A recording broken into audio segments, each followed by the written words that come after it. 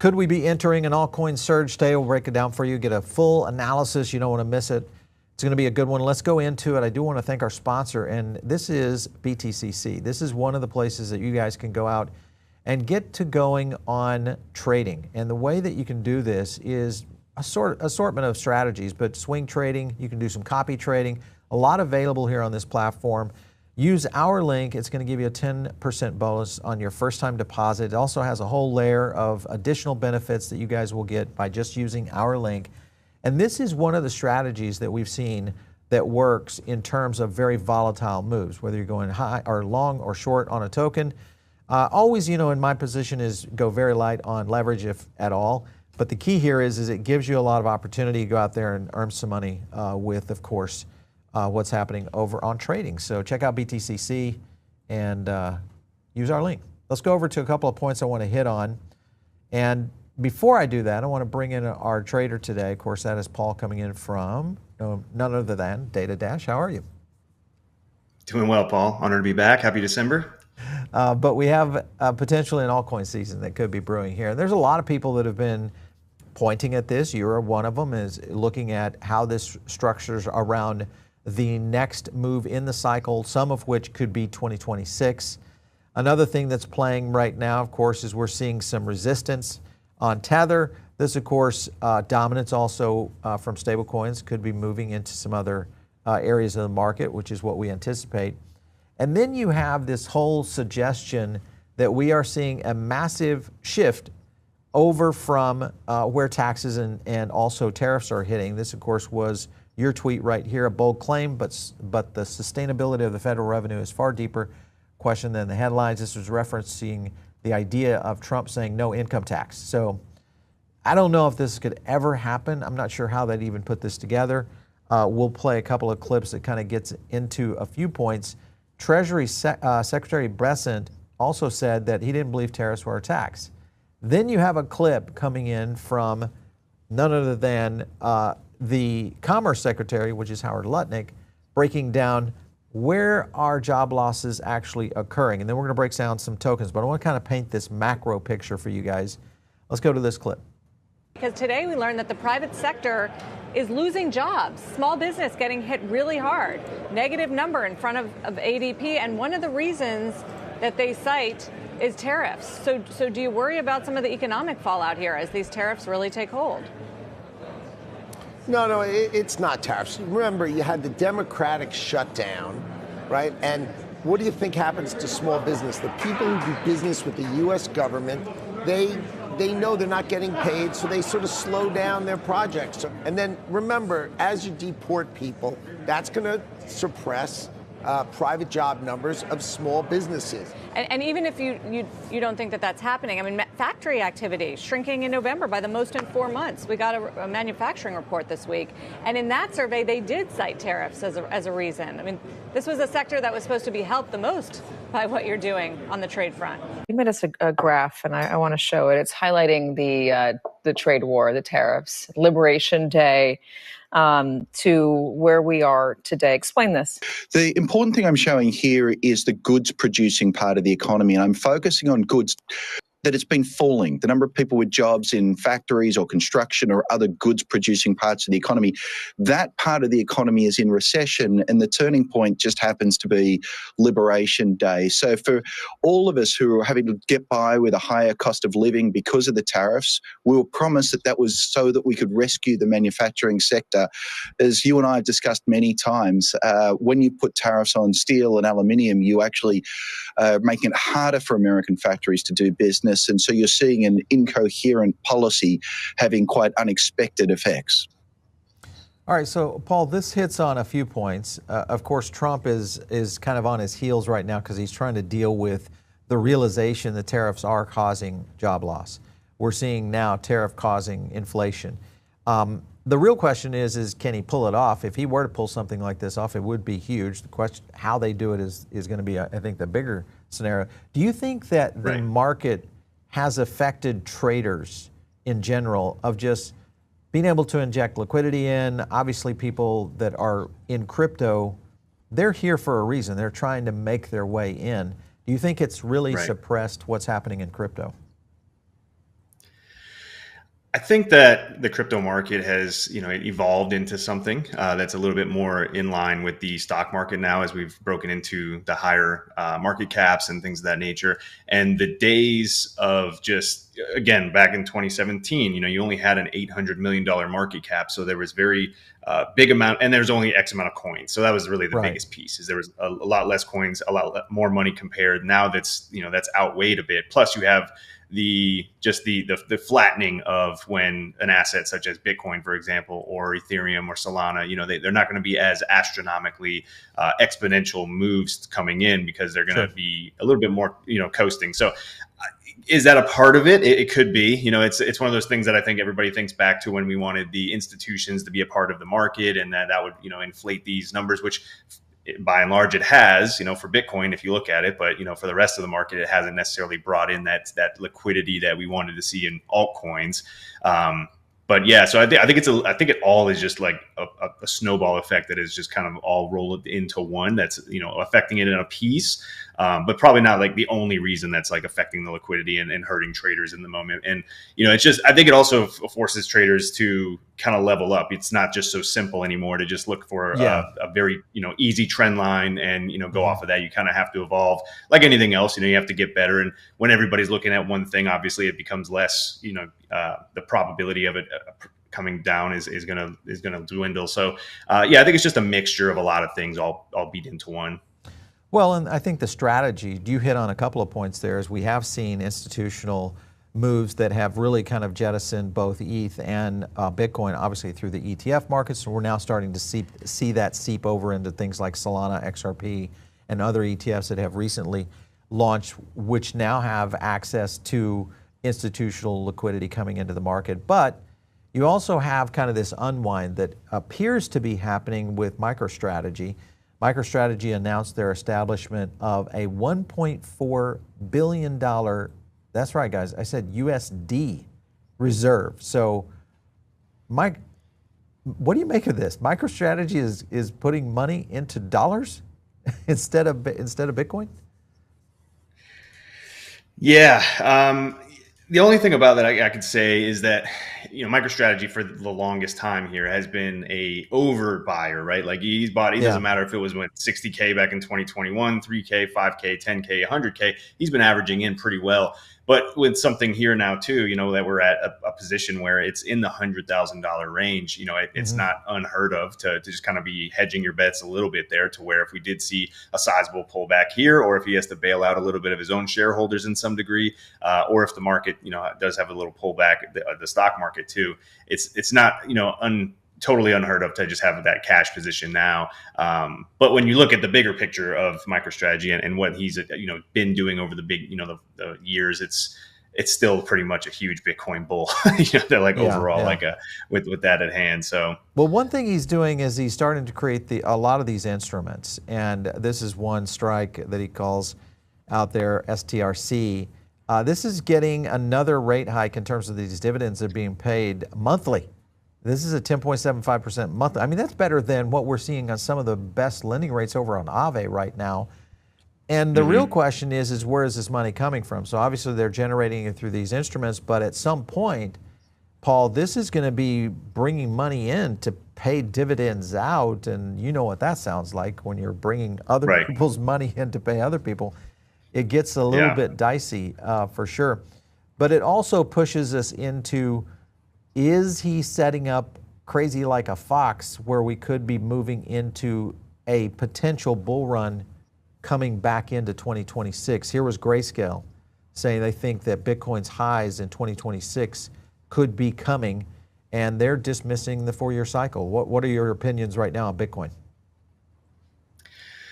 When I see a headline like that, it doesn't make me feel great, because usually, just in the sense of like, a big headline like that coming out is usually in a reverse indicator, right? So, but I will say that has been my overall thesis for quite some time here, is that the 4-year cycle, especially ever since 2021, and not just because of how that ended. It was in line with the overall 18 to 20 year cycle that I had in mind for this coming up time frame as the end of this decade. And also just the setup at hand for Bitcoin, the setup at hand that we've covered several times. All these are macro outlooks on Ethereum versus BTC, the Ethereum setups, so the Bitcoin dominant, like all these things are just kind of aligned with another year of potential upside for the market. That all lines up with like the end of 2026. So for me, I do agree with that statement. Just like I said, it makes me a little nervous as we're getting into it that we're starting to see some headlines like that coming out too. So but we'll see how it goes. But with the information at hand, I do agree to that with that statement too.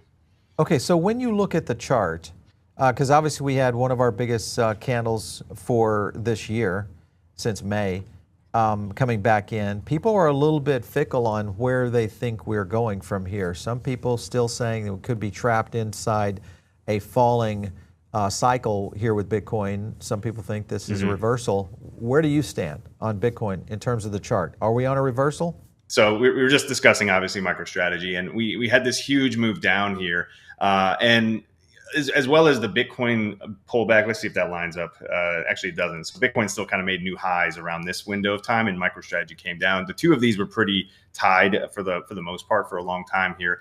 But I wanted to highlight that just as if looking at, I've only had a few levels marked out here, and one of these is a yearly volume target that we left behind from 2024. Right. And just looking chart wise, very likely to come back down to it. So in the sense of just looking at the information at hand here, the move down on MicroStrategy, while it was aggressive and everything like that, it was pretty technical to say the least. And really it could get as deep as 141 and still kind of be okay. But we're now doing the opposite here, where almost every time frame we do this exact same flip flop, where you get this huge burst up. 1 year, get a little consolidation for a few months, you come back and fill some inefficiencies. Now we've had the second part of this year be a down move. As we walk into next year, you can see here I have highlighted, or if you don't know, this is a volume target basically that we're going to have now in place. The same exact one that we have here is going to generate now back at 338 for the year of 2026. There's a couple areas right here that are in line with that too. But even if we're just looking solely at just this one right here, I mean the move back for MicroStrategy to see that, as well as probably lining up with a gold pocket Fibonacci retracement, if I had to guess, it sure does. Is something that I could see definitely happening in the charts here for MicroStrategy, just to kind of put that one to bed there as we head into 2026 as well. So, and that's a pretty big move, Paul. I mean, you're talking 70, 85% if we see it. Obviously, there's no guarantee, obviously but that would happen if Bitcoin was on an accelerant. So with that being said, where do you see Bitcoin moving into 26? Let's take a look there too. So, Bitcoin's got the pullback here. Like I said, but we all know from October instead of July, like in MicroStrategy, pulled back about 36% now, which for me, I was targeting this 130 area again to just kind of quickly overview that was going to be the next most likely level for us to see the next 30 to 40% retracement from. And it was coming in around the week of the September 29th, which was October the 6th. So this whole thing is almost pretty much spent. The only thing I would say about this is that there is one more aggressive target of this. As long as we're remaining below 93K, just kind of have to be aware of it. You can get that last little flush down to set the tariff lows, basically. But if we start to flip 93,000, Paul, so again, this is a huge setup from tariff low, inauguration day, carry trade low last year, inauguration day, tariff lows, and then just I don't know, let's call it the government shutdown, I guess, where if any kind of news was wrapped around it, 4-year cycle high, right? Everybody's fearful of that right now. But this move, target 1, target 2 met pretty aggressively. We're on a weekly time frame. If we get back above that 93K, this setup is completely spent. And from here, Paul, just zooming out and looking at this in the sense of just higher lows and higher highs across the way, you can look into this as, 5 waves and things like that. So this is actually, to me, I'm actually targeting for at least a pushback up into the 160 area as we go into next year. Again, predicated off of like us getting back above that 93,000, which we're battling really hard with right now. So 93 is that line in the sand, and then 160 for me is where I see Bitcoin heading next year, which doesn't sound grand because we've already made it to 126. Right. But in theory, this is where we actually see the shift now to where like the altcoins and even if it's, just the top ones, right? Ethereum, Solana, Avalanche, and all these others to get that really big move, or a big move. It doesn't have to be like, 10x or 20x, but that's where I could see it. Bitcoin gets a push up, MicroStrategy gets a push up. The altcoins actually perform pretty well in a year when everybody thinks it's going to be a bear market. Everybody's dumped all their positions. I think we're setting up for something like that. Well, and I think that's the key, because we're still putting out polls left and right, and the amount of sentiment, even though it is still very positive, at least I am starting to see it crack a little bit. So I think we might be entering a capitulation phase. To your point, is where we see a reversal into that. I don't know where that's going to put Bitcoin. I'm curious where it's going to put Ethereum, because you've got a very unique timing happening right now. We're 3 hours away from Fusaka. And remember, the last time we had a major upgrade, Pectra, you know, Ethereum had a nice response to that. When you look at Ethereum's chart right now, first of all, do you like it going into the end of the year, or do you think we'll see something more explosive early next? Glad you asked, Paul. Glad you asked. So the last upgrade, which was on May 7th, Pectra, I'm not sure if you and I were doing our dance back in that time. Oh yeah, this is when we were first did the Ethereum outlook and whatever. So there are two things here, right? So we had the upgrade coming, and that alone is usually not just enough. Sometimes we get all these great news events. You know, XRP is a really good example. You get all these partnerships, you get all these things that sometimes just doesn't move the price, at least right away. You know, the ETFs might come out and the price actually dumps a little bit. But this was a time where we actually had a really nice move. However, what we had before that was what I call the stairs down, and was looking for what we call the elevator up. And at the time, you have to look for another reason behind that, other than, okay, we just have some slow moves down. Was there another setup at hand here? And there was actually a bullish harmonic, which is a sequence of Fibonacci's that completed down here. And I'm bringing all this up because we had that occur. We had a little bit of a burst up. We had the upgrade occur right here, and then that kind of fulfilled it. We had two major targets here, which aren't like, you know, end all be all. It's got to reverse. This is just when you're down here, I can target up to this level, which is like, you know, a nice thing to be aware of here. And in the same setting now, where we're looking at Fusaka, which actually we're getting a pump right as we're speaking now, we have the exact same setup, Paul. So if you're looking at the price action, I just covered this little, you know, down step here. What do we have here is basically the staircase down. Potential here for the elevator up, but you need something else on top of that. So I already labeled this one the Fusaka chart, and we have yet again a bullish harmonic. It's a different one here. It's called the butterfly, and completes right into that gold pocket little box that we were looking at just a week ago, even, or just the last few weeks here. $2,500, you know, could have got as deep as that. But we've gotten a bounce out. We've gotten a back test here, and we have two similar target levels here. And one's not that exciting. It's, you know, $3,400, but the main one comes all the way back up to 4,000, Paul. And I think that that's where we could see within, I don't know if we're going to get there before the end of this month, because now that's, you know, the end of the year here. But we could very well see a similar situation where this is a very bullish setup. It doesn't have to stop here. I would just be aware that, you know, don't overlook these areas, because if we do get to these areas, we could get a pullback and all that good stuff. But this is a very good setup here to get that bullish continuation, Paul. And I'm looking for a same thing next year, a really sizable move out of Ethereum, breaching the all-time high yet again and heading it to that, you know, $5,000-$7,000 territory, and potentially even more than that. Well, one thing you got to consider right now, especially with this Fusaka upgrade that's coming, I mean, this is an example of what's happening right now as we're kind of talking about this. There is a lot of working parts here that is going to, I'm worried that do we get something that, could something go wrong? Could something delay this? If it did, we know what would happen to ETH. It's probably going to drop it down to anywhere in the range of 28 to 2,600 if we saw a major blip in this one, because Pectra went through fairly smooth. So this would be a bad hit if Fusaka doesn't come clean today. We're going to be watching it very closely. Listen, we were on last week. We called silver. We hit it just the way we drew it up. And of course, now silver is flying, you know, and there are many reasons why. Many people are looking at what's happening with the CME, what we've saw with silver in terms of a squeeze right now on supply shock. But if you look at the chart back on silver, where are you, first of all, where are you anticipating silver is going to go from here?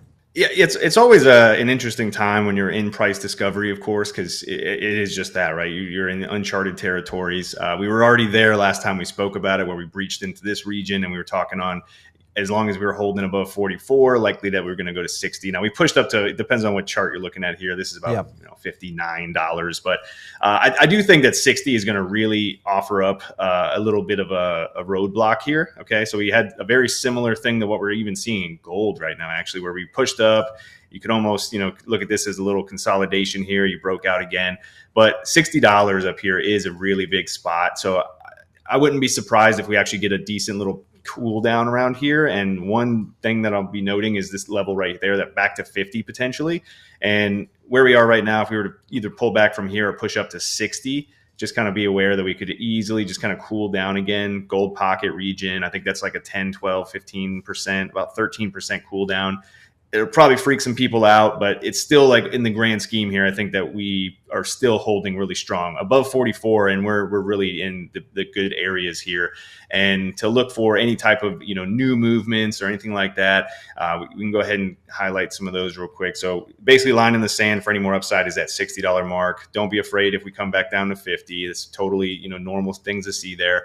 And I'm just going to take some more local price action, and let's just see where we're going to be looking for after that. And essentially we're looking at potentially 72 after 60. And I know that those to me, in the sense of like $60 to $72 doesn't sound like a lot, but in silver, I mean, that's the asset class that is, it's extreme. It's extreme. Yeah. So again, I always like to remind people, though, at these times we are in brand, all-time highs. This is not talking to the person that's looking to buy silver. This is not the ideal areas to get in. You don't want to buy at all-time highs, but the person that's been invested for 20 years or years ago, or whatever the case is, from lower, be anticipating these moves. At 60 is a big, roadblock ahead. 50 between 60 and 50. It's totally fine. 44 is kind of the lower end line in the sand, and then from there we have room to 72 if we continue from here. So that's how I'd be looking at it. Well, and a lot of people are still looking at gold here recently just because of the amount of liquidity that's been flushing into gold. Obviously, we've seen gold back up above 42. So this will be unique if we start to see gold moving in tandem, because there has been kind of a lockstep move to a certain extent between silver and gold. How that goes to the next level will be questioned going forward. Mm-hmm. Hey, guys, if you're not subscribed to Paul's channel, go over and jump on there right now. It's Data Dash. You guys can jump in there, subscribe, follow him on X, which is that still Data Dash Pro? Yeah. Okay, all right, Data Dash Pro on X. And we're going to get into a couple more tokens here. One, of course, is the conversation we had in reference to SWI and Avalanche. And we were talking about this last week. And of course, guess what? SUI absolutely just went nuts and climbed the charts. They're holding number 19 position right now.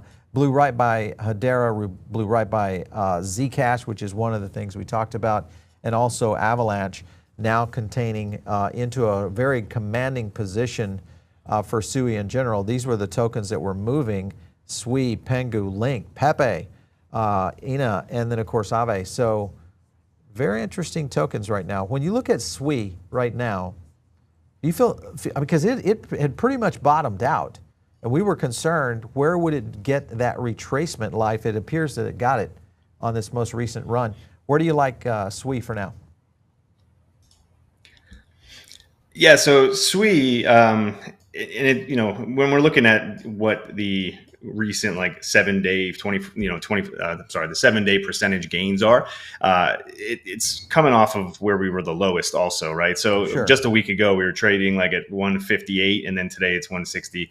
So yes, we got a nice burst from the low, which was like that 20 or 30% move, almost 40. But we're still kind of in that really, I don't want to call it a danger zone, but just kind of this little region that we were actually, again, looking at last time. So the big level for me, I'd like to see SUI get above. I mean, this is definitely at a major discount for me. If I'm looking to scale into something for that longer, a longer term outlook, then yes, after a huge decline like this, this is an area where I'm interested. I pointed out the importance of this one right here, which was at the time like a 50% drop from last week, right? Which we got pretty close, almost down to it, about almost 14, 15% off of it. But Yeah, that this level still has my attention. I'm not going to lie, and it could be one of those times. And the only reason, and complete fundamentals aside, this is just technically speaking on Sure. statistics that back it up, volume, things that just they're just really stacked there. So we might not get to it, but if we did, this is where I'd definitely be interested. Again, that would be another 50% drop, so we may not see it. But flipping this 171, which is where we can see right now where we're hitting our head on yet again. Is crucial, I think, for any type of upside here. And then from there, though, we have really decent upside potential. I mean, I could mark out a ton of things from here, but just to keep it more, modest, I guess, just back up towards this region, range highs for one, back to $4. But we have another, it's just, we're always seeking out these volume levels, basically. So we just flip that one, and more than likely, we're going to head back up to that 480 region. Again, just while we're below this, just got to be cautionary that 83 is on the table, but it's not a guarantee by any means. But yeah, Sui not doing bad.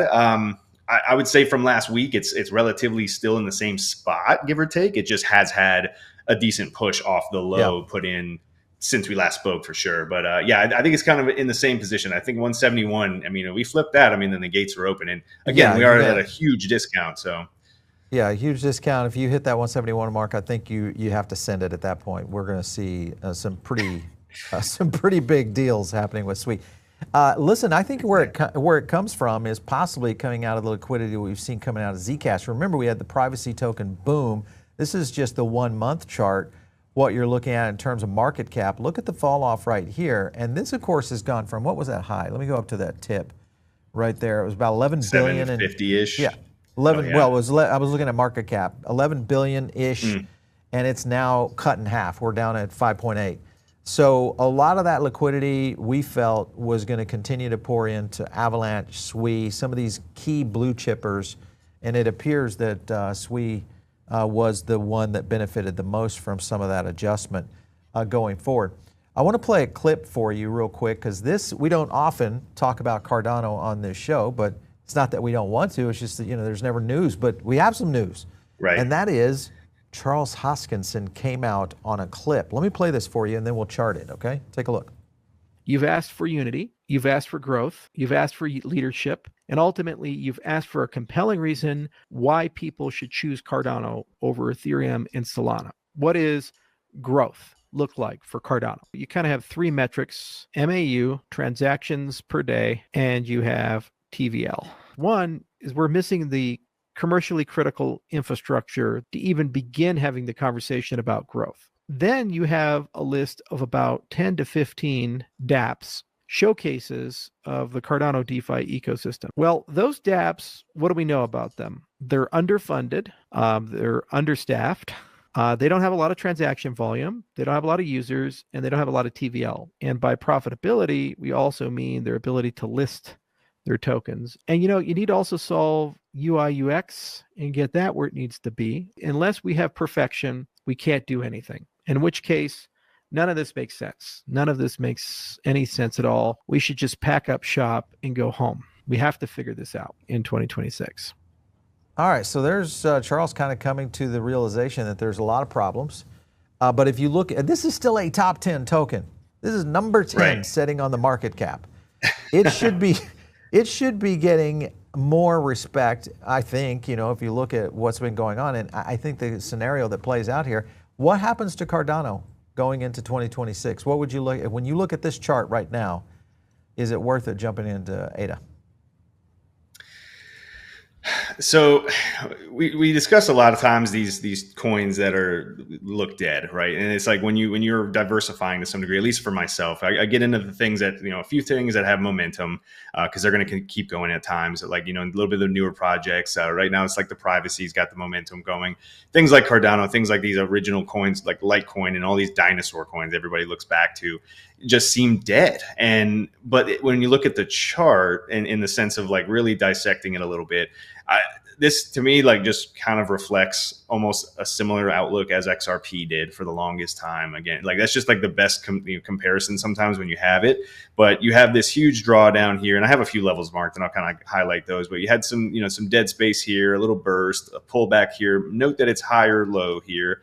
push-ups again. We actually front ran this major 382 that I'm always on about here. Like a lot of times we see just big bursts and it's just a snap back to the 382, even if it gives it all the way back up. We see that all the time. So when you're trading at these lows, I look for that kind of a move. But anyways, we did pretty much just so that, and then we're coming back down again. And so far we're, still kind of holding these lows at a higher point here. So you got a little odd elongated uptrend occurring here at the bottom here. It seems like sentiment and the fundamentals are kind of meh.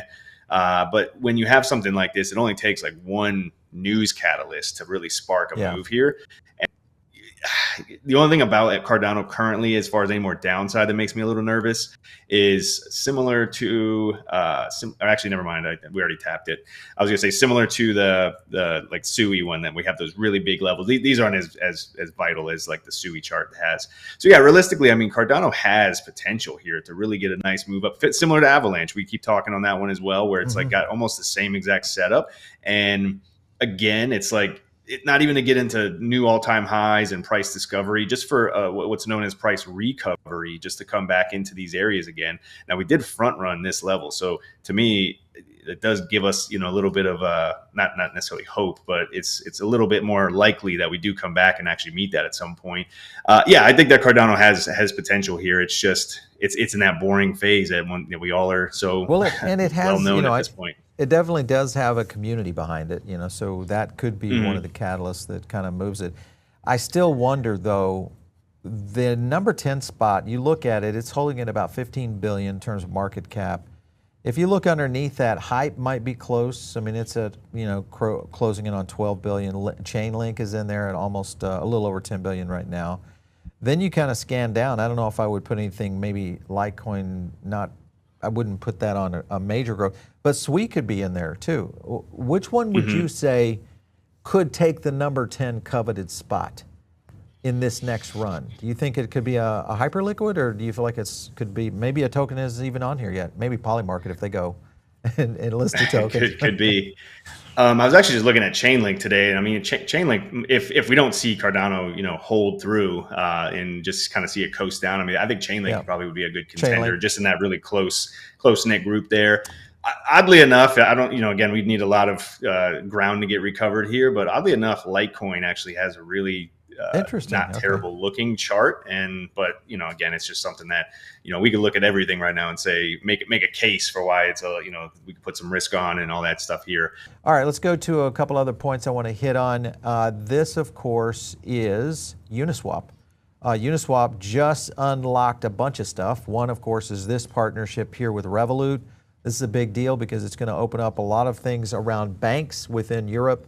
Remember Revolut, if you don't know who they are, this is basically the Gen Z Bank of America of Europe. Think of it that way. Very large, very active, and very forward-thinking.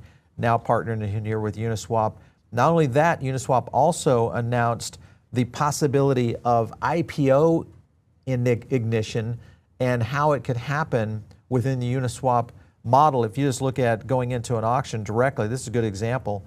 Fully transparent. This could literally get maybe adopted by something like a Robinhood. I mean, we could see a complete reformat of how IPOs are done in the future, and Uniswap could be the center of this. If you look at Uniswap right now, because it's very depressed as a token, is this a good time to get into it?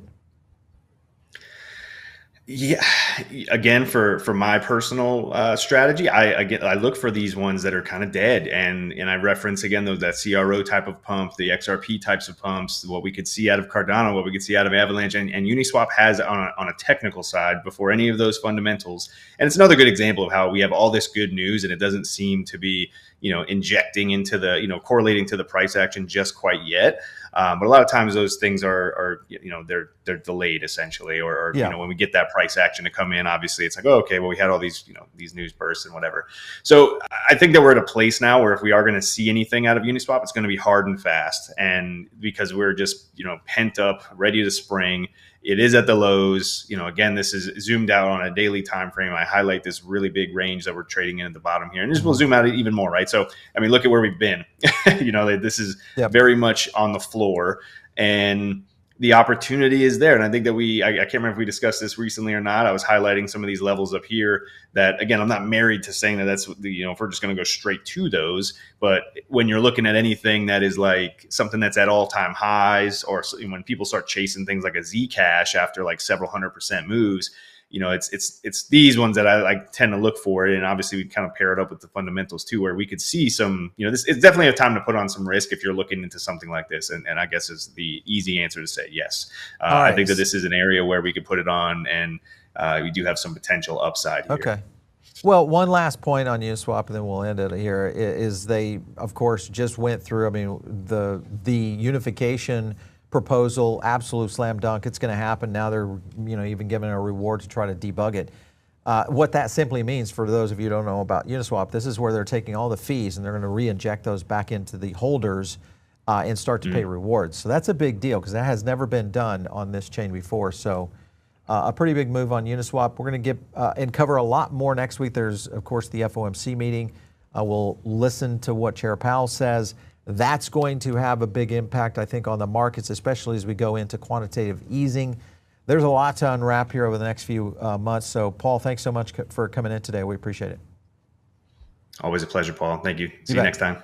All right, you guys know what to do. Make sure and get in on a private member group. That's very easy to do. It's absolutely free. You can get free research, insights, more. I do an email drop each week. We just did a Bitcoin and digital assets lending guide, how to strategize around all of that. You can, of course, get that by just hitting that link down below. Follow me on X, @Paul Barron. We'll catch you next time right here on The Paul Barron Show.